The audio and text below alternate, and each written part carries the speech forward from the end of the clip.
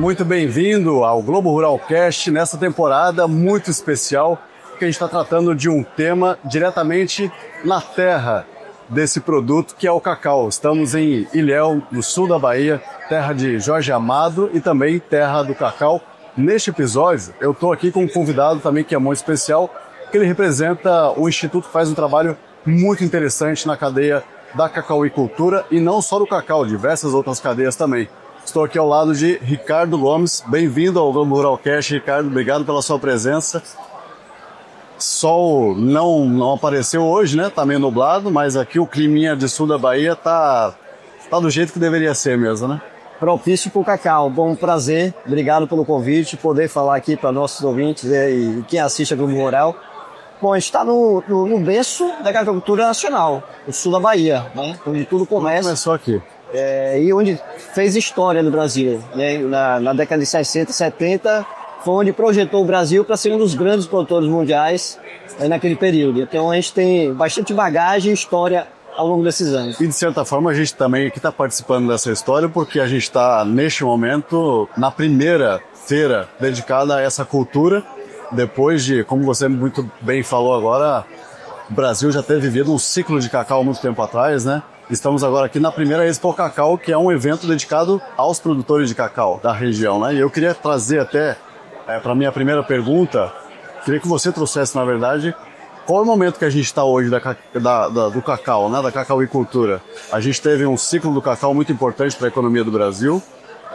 Tivemos explosão de preços no ano passado, mas vocês já acompanham essa história há muito mais tempo. Como é que foi essa história lá de trás, desde a época da vassoura de bruxa, que dizimou os cacaueiros do Brasil, até hoje? Como é que a gente está, como é que está esse setor no país? A gente costuma dizer que a gente vive um momento talvez mais especial pós-crise da agricultura no Brasil. Foi quando? A crise de 89, né? 89. Ela desencadeia principalmente a partir do processo de infecção de vassoura de bruxa, né? Que foi um fungo que contaminou muitas lavouras. A gente teve uma perda de produção acentuada e ao longo desses 30, 40 anos quase, foi uma crise muito forte, porque se perdeu muita capacidade de investimento e de produtividade. Então, esse evento a gente considera a consolidação de um momento especial. Claro que toda crise gera oportunidade, eu me refiro exatamente à crise que foi desencadeada ano passado no abastecimento global do cacau. O mundo vinha consumindo e produzindo 5 milhões de toneladas por ano, e ano passado teve uma queda acentuada que chegou ali próximo de 600 mil toneladas. Com isso, 5 milhões para... Caiu 600 mil toneladas, caiu para 4.400 mil aproximadamente. Em um ano. Em um ano. E isso se deve basicamente a clima. O fator climático é o que majoritariamente desencadeou o processo. E aí, claro que tem todo um processo, né, de liderança dos países africanos ao longo desses anos, mas também vem acompanhando, né, uma questão relacionada a doenças, a lavouras envelhecidas, mas o fator climático é que de fato desencadeou a crise. E como é que está hoje essa situação? O clima, a gente está falando do clima, começamos falando do clima aqui que está propício para o cacau, e a gente sabe que tem a participação dos países africanos como maiores fornecedores de cacau no mundo.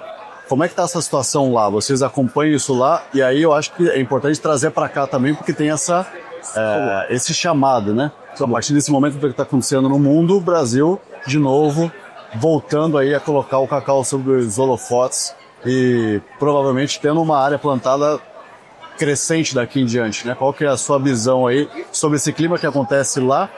Vai estar resolvido o problema da África ou é um problema de longo prazo?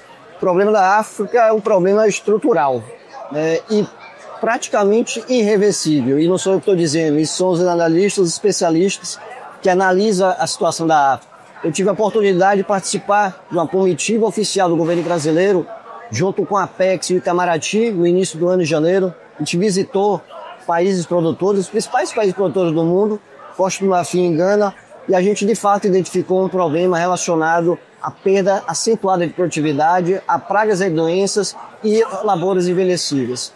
Isso é o que determina, na verdade, a balança do volume de cacau no mundo. Esses dois países, Gana e Costa do Marfim, eles respondem por praticamente quase 70% da produção mundial. O que acontece lá? Não está tendo investimento? Da mesma forma que a gente está vendo investimento no Brasil, na África você não vê essa mudança acontecer. Lá existem órgãos especializados e fazem o incentivo à produção de cacau. Mas existem políticas de incentivo que acabam não chegando na ponta ao produtor, onde, por exemplo, o produtor brasileiro que recebe o valor do cacau pela Bolsa de Nova York, lá ele recebe apenas aproximadamente 40% do valor cotado em Nova York, e o governo justifica que isso é feito através de investimentos que voltam para o produtor. Não me parece que é bem isso que acontece. Então, são pequenos agricultores que passam muita dificuldade, que passam muito falta de incentivo para permanecer na atividade e, portanto, tem média de produtividade muito baixa. Né? Qual que é a média lá, você falou? Aproximadamente 400 quilos por hectare. A nossa aqui é 350, 400. Coisa. Só que lá são 2 milhões de áreas de cacau plantada. Né? No Brasil, acho que um pouco mais de 600 mil hectares. Então, eles são eficientes pela extensão, mas é claro, tem muito conhecimento acumulado ao longo desses anos que se produz cacau. Mas o fato é o seguinte, eu acho que as indústrias, as empresas têm mirado em mercados alternativos, como potencial de crescimento de cacau de forma sólida e consistente. E o Brasil é um desses países. A gente tem um agronegócio pujante, diversos outros setores, somos maior no café, somos maior na carne, somos maiores dos grãos, e a gente tem toda a condição de transferir tecnologia para a agricultura e fazer de forma diferente do mundo. Costa do Marfim perdeu 80% das suas florestas e boa parte foi em detrimento do cultivo de cacau. No Brasil, 70% de tudo se cultiva de cacau é agrofloresta. Inclusive ajuda, né? Exatamente. Outras tem todo um culturas. apelo de manutenção de serviços ecossistêmicos, de manutenção de floresta, e mais do que isso, é o que a Europa deseja. Sim. Se a gente buscar a lei de antidesmatamento europeu, que em breve todo produto agrícola que entrar na Europa vai precisar provar que não é oriundo de desmatamento, e eu acredito que o cacau vai estar bem preparado. O Brasil ainda não é exportador, porque ainda precisa exportar. Não consegue nem produzir o que precisa, né? Ainda não. Precisa aproximadamente ali 300 mil toneladas para abastecer o mercado doméstico. A gente só produz 200 mil toneladas, mas existe um ambiente de organizações, um ambiente facilitador favorável para que a gente chegue em 2030 atingindo ali em torno de 400, 500 mil toneladas de cacau. Você está falando de 2030 daqui 5 anos, nem isso, já estamos mais da metade de 2025. Estamos falando de 4 anos e meio de chegar a um volume que vai ser suficiente para atender a demanda interna do Brasil. Exatamente. Existe a política pública de Nova Cacau 2030, que é um conjunto de ações e de atores que estão focados em fazer isso acontecer. A gente não está olhando só para a melhoria da produtividade das áreas tradicionais, que estão no norte do país e aqui no sul da Bahia. Mas existem outras áreas não tradicionais, como Caatinga e Cerrado, que já vem avançando na alta tecnologia do plantio de cacau intensivo. Aí você está me dando o gancho para falar da nossa edição agora de agosto, a edição especial da Globo Rural, que traz o cacau e justamente isso que você está falando, né? Dessa expansão da área de cultivo do cacau para regiões não tradicionais como São Paulo, né? Produzindo cacau. Antes da gente falar um pouco desse futuro, eu queria que você falasse do presente, né? Vocês estão aqui e vocês têm um trabalho de ajudar aí a cadeia. Eu até estava falando agora há pouco com o Vinícius, que é diretor lá do Arapiaú também, e ele falou que vocês não se consideram um elo da cadeia. Não, vocês são o elo, né? Porque vocês acabam conectando todas as pontes, né? Vocês falam com o produtor rural, vocês são uma instituição sem fins lucrativos, né? Me corrija se eu estiver errado. E vocês fazem essas pontes. Como que está hoje esse trabalho? Qual que é o desafio de fazer a coisa acontecer do jeito que ela precisa acontecer para que o Brasil chegue nesse objetivo? E eu imagino que também ir além, né? Não é só chegar nesse número que parece estar já super factível. Exato. Acho que é um pouco no papel do Instituto Arapiaú, que é como você mesmo falou, é uma fundação sem fim lucrativo privada. É ser elo de ligação, é ser capaz de ajudar a fazer acontecer o ambiente facilitador nessa relação de diálogo com o poder público, iniciativa privada, academia e terceiro setor. A gente enxerga na agricultura um potencial incrível, não só de gerar riqueza, pelo fator econômico, mas também de gerar impacto social, porque 70% de quem produz cacau no Brasil são de agricultores familiares e boa parte desse cacau cultivado está em agrofloresta, em 2 biomas tropicais, Amazônia e Mata Atlântica. Então a gente vê um caminho de provar que a bioeconomia está muito conectada à produção de alimentos, está conectada ao agronegócio. Afinal de contas, cacau é um commodity, mas é também nativo da Amazônia. Então, portanto, é uma agenda de bioeconomia, é uma agenda de mitigação de impacto climático E social, e social, de geração de riqueza, principalmente para esse público. E quando a gente fala de social e falando de pessoas, basicamente, tem uma outra questão que é a demanda por pessoas, que essa cultura também exige, né? Então você tem um trabalho imagino, de mudar a mentalidade, de levar informação para o produtor, mas também ajudá-lo ali nessa gestão de um batalhão de pessoas que precisa trabalhar, né, no campo. E aí eu queria que você falasse como é que está esse trabalho hoje, de você trazer os produtores para perto. Qual que é a maior necessidade do produtor hoje? Eu imagino que é o pequeno produtor, né, que é a maior parte dessa cadeia. São quantos produtores hoje? Hoje no Brasil são 93 mil produtores e a gente está falando de possivelmente 70% desse público de agricultores familiares. Agricultores que vão variar ali até 50 hectares no máximo de área de cacau cultivada, né, de área de propriedade. E a gente observa que os desafios são os mesmos de alguns anos atrás, que é exatamente você poder garantir uma assistência técnica de qualidade, orientação técnica no campo. Qualquer atividade do agronegócio precisa de orientação técnica, sim, cumprir calendário agrícola, de investimento, né, do ponto de vista de melhoria de qualidade genética, de tratos culturais, de melhoria de adensamento de estandes, coisas básicas do ponto de vista agronômico.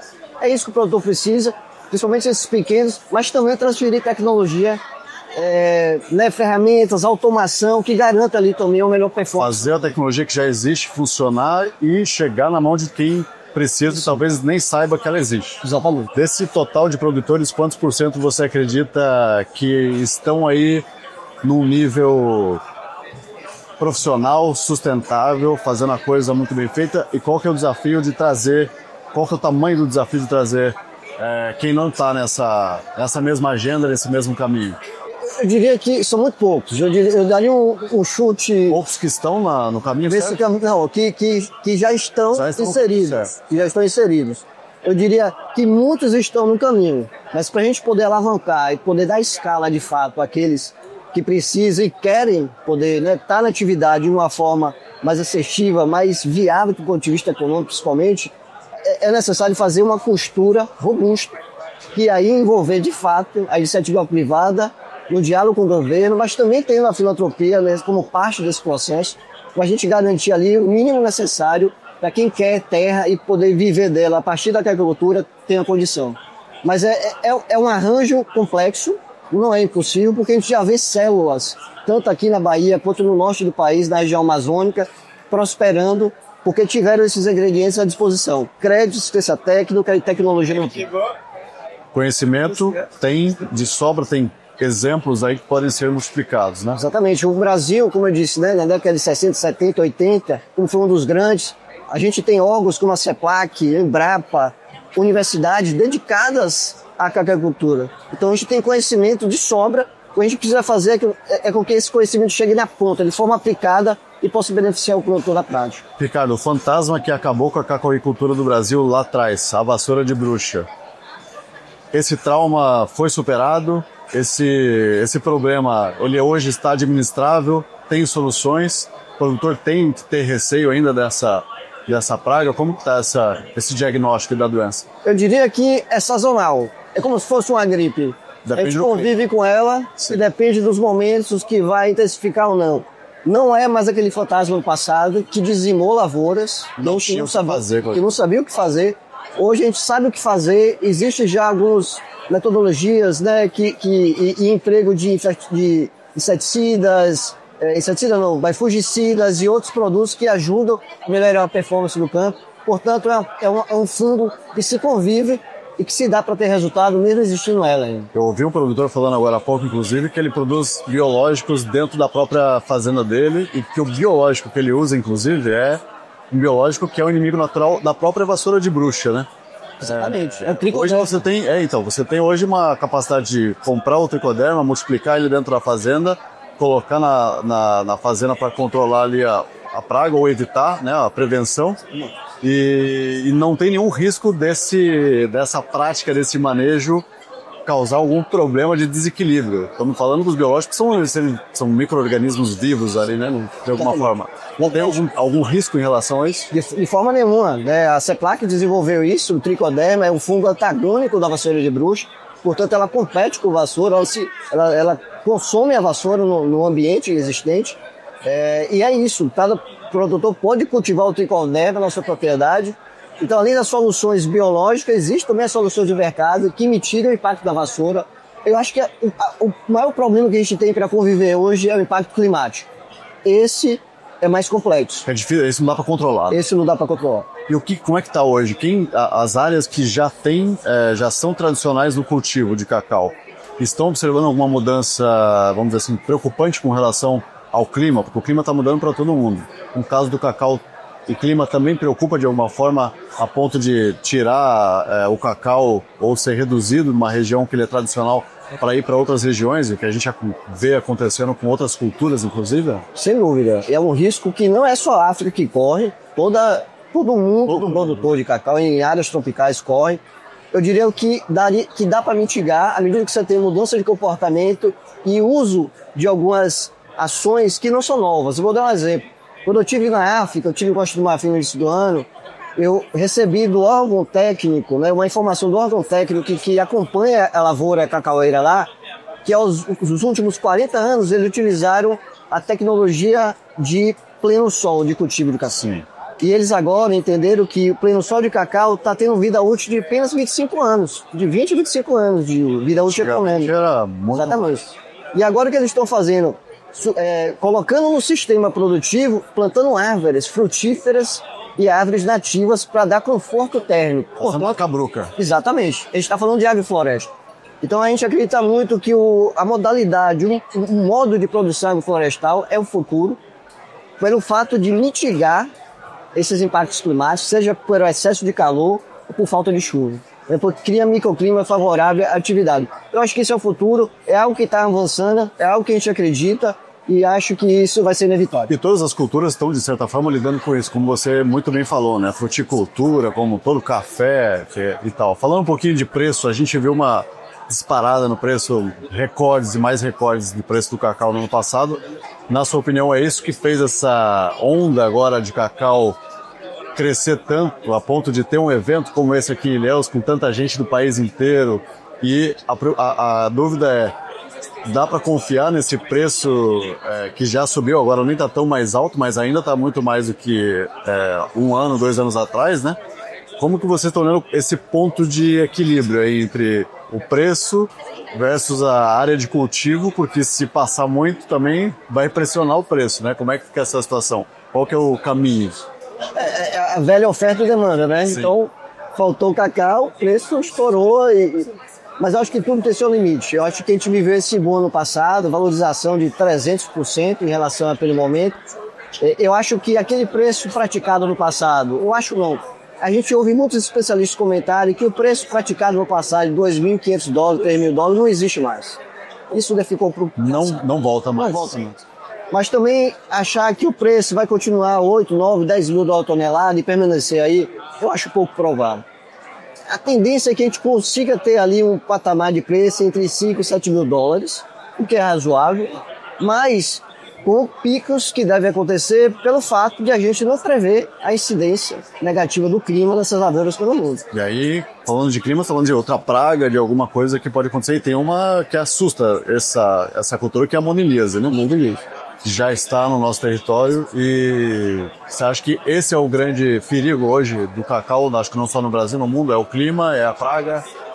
Sem dúvida nenhuma. A monilíase é um fator novo, muito próximo ali do que é a vassoura de bruxa, mas a gente acredita que a gente está num nível de evolução tecnológica muito maior do que era no passado. A gente tem clones mais tolerantes a pragas e doenças, a gente tem, acho que talvez, um olhar mais atencioso para o Ministério da Agricultura e seus estados, né, que estão ali atentos às barreiras fitossanitárias. O fato é que a monilíase vai chegar aqui no Brasil, em todos os estados, em algum momento, e a gente só espera que isso demore para que todos estejam preparados e a gente possa suportar a resistência desse frio. O plantio consorciado é um caminho viável para a cacauicultura também? Com outras culturas, eu digo, convivendo com uma produção de café, por exemplo, um produtor que está nos ouvindo e planta abacate, café e tal, tem condições? Você acha que é viável a cultura consorciada com outros produtos? O que é mais, o que combina mais? Perfeito.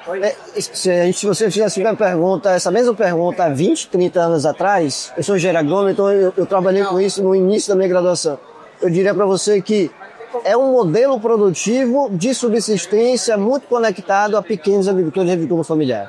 Hoje, eu digo que é um modelo de negócio altamente viável. Sistemas agroflorestais, onde, nesse caso, você tem, no mesmo modelo, cacau, você tem açaí, você tem culturas temporárias, como mandioca, banana, enfim, ou até mesmo cultivo de madeira, essências florestais dizendo madeira. Hoje é um negócio que dá escala, que dá dinheiro, e a gente já tem muitos projetos acontecendo na prática. No norte do país eu posso citar o SAF Dendê, da Natura, que já está mais de 1.000 hectares plantados e tende a chegar até 2035, contando 35 mil hectares.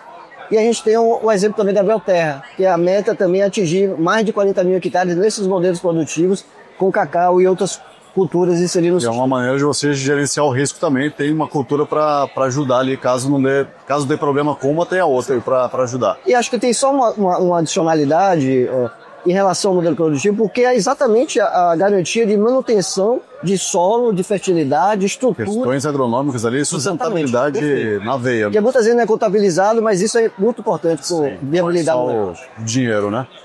A última pergunta, você falou de dinheiro, de crédito, né? De financiamento. Como é que tá? Vocês criaram um FIAGRO, né? No Arapiaú, um instrumento que também está sendo muito difundido aí, né? Via CRAS e tal. Como é que tá isso hoje? Tem meta? Como é que tá essa meta? E é um problema hoje essa questão de juro alto? Como é que está a adesão desse tipo de instrumento por parte do produtor e também do mercado financeiro como um todo? Eu diria que modalidades de crédito para o agronegócio brasileiro são perfeitas. A questão é como acessá-lo. Muitas vezes existem travas naturais do ponto de vista fundiário, do ponto de vista legal da pessoa, ou até mesmo de questões relacionadas a questões ambientais, que impedem o produtor de acessar o crédito. Mas existe uma complexidade maior ainda para quem é agricultor familiar, para quem é pequeno agricultor, né? Que tem que ter um nível de orientação e dedicação para cumprir todos os requisitos que os agentes financeiros impõem. A gente prototipou, né, alguns anos atrás, um modelo de Blended Finance que considerou uma operação de CRA, Certificado de Recebível do Agronegócio, onde a gente pegou recursos da filantropia, do mercado de capitais e conseguimos, junto com algumas parcerias, fazer com que esse dinheiro chegasse na ponta. E o resultado foi incrível, porque alavancou a produtividade, melhorou a renda e a inadimplência foi zero. Então a gente saiu de 1 milhão de operação e conseguimos alavancar, junto com as parcerias que a gente constituiu, para 10 bilhões. 10 bilhões. A gente fez uma operação de 1 milhão, deu 100% certo, e uma parceria com o BNDES a gente alavancou para 10 milhões. E agora a gente está no terceiro ciclo, que é exatamente o Fundo Kawá, que nasce com 30 milhões de reais, fornecendo crédito, necessariamente com assistência técnica, para os produtores realmente performarem bem e terem resultado, não só no ponto de vista de pagamento, mas de retorno econômico. Na adimplência aí também a probabilidade vai ser muito baixa, né? Se você tem informação e tem o dinheiro disponível, o dinheiro vai voltar para o produtor e vai voltar para quem financiou também. Sim. Muito bom, Ricardo. Obrigado pela sua participação. Excelente papo aqui. A gente volta num próximo episódio, nessa série, nessa temporada especial de Expo Cacau, diretamente de Ilhéus, na Bahia. Então, até uma próxima.